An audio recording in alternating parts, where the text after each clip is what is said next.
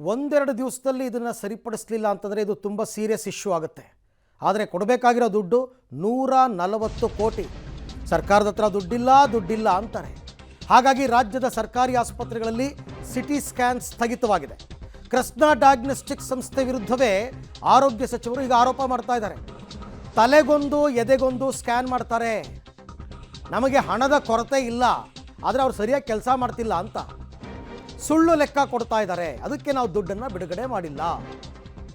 So ಸರಿಯಾದ ಲೆಕ್ಕ ಕೊಟ್ಟರೆ ನಾವು ಹಣವನ್ನು ಬಿಡುಗಡೆ ಮಾಡ್ತೀವಿ, ದುಡ್ಡಿನ ಕೊರತೆ ಇಲ್ಲ. ನಾಳೆ ಎಲ್ಲ ಕಡೆ ಪರ್ಯಾಯ ವ್ಯವಸ್ಥೆ ಆಗುತ್ತೆ. ಹೆಂಗೆ ಹೌಕಮ್?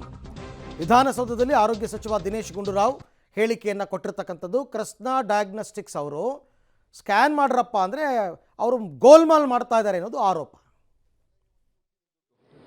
ರಾಜ್ಯಕ್ಕೆ ತನಿಖೆ ಮಾಡಿ ಸರ್. ತನಿಖೆ ಅಲ್ಲ, ಅದಕ್ಕೆ ನಾವು ದುಡ್ಡು ಪೇಮೆಂಟ್ ಮಾಡ್ತಾ ಇಲ್ಲ. ಈಗ ನೀವು ನಮಗೆ ದೃಢೀಕರಣ ಮಾಡಿಕೊಡಿ, ಆ ಸ್ಕ್ಯಾನ್ ಹೆಂಗ್ ತಗೊಂಡ್ರಿ, ಯಾವ ಥರ ಆಯ್ತದು. ಈಗ ತಲೆಗೆ ಒಂದು ಸ್ಕ್ಯಾನು, ಎದೆಗೆ ಒಂದು ಸ್ಕ್ಯಾನು, ಕೆಳಭಾಗಕ್ಕೆ ಒಂದು ಸ್ಕ್ಯಾನು, ಒಂದೇ ಸ್ಕ್ಯಾನಲ್ಲಿ ಮೂರು ಸ್ಕ್ಯಾನ್ ಮಾಡಿಕೊಂಡ್ರೆ ಅದಕ್ಕೆ ನೀವು ಪ್ರೂಫ್ ಕೊಡಿ, ದುಡ್ಡು ಕೊಡ್ತೀವಿ ಅಂತ ಹೇಳಿದ್ದೀವಿ. ಅದಕ್ಕೊಂದು ಪ್ರೊಸೀಜರ್ ಇದೆ. ಅದನ್ನು ನೀವು ದೃಢೀಕರಣ ಮಾಡಿ ನಮಗೆ ಕೊಟ್ಟರೆ ನಾವು ನಿಮ್ಗೆ ಕೊಡ್ತೀವಿ ಅಂತ ಹೇಳಿದ್ದೀವಿ.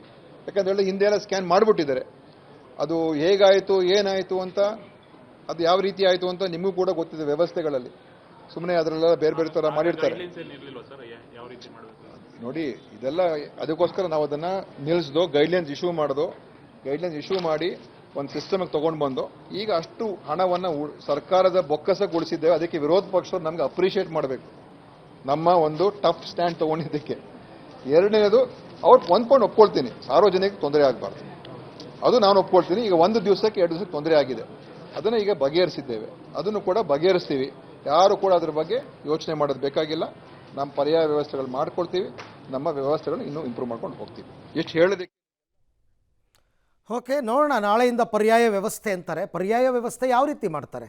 ಆ ಪರ್ಯಾಯ ವ್ಯವಸ್ಥೆ ಮಾಡಿದ್ರೆ ಅವ್ರಿಗಾದರೂ ಪೇಮೆಂಟ್ ಮಾಡಬೇಕಲ್ಲ, ಅವರು ಏನು ಫ್ರೀ ಸರ್ವಿಸ್ ಕೊಡಲ್ಲ. ಹಾಗಾಗಿ ನೀವು ತನಿಖೆ ಮಾಡ್ತೀರಾ ಬಿಡ್ತೀರಾ, ಅದು ನೋಡೋಣ ಯಾವ ಥರ ಆಗುತ್ತೆ ಅಂತ.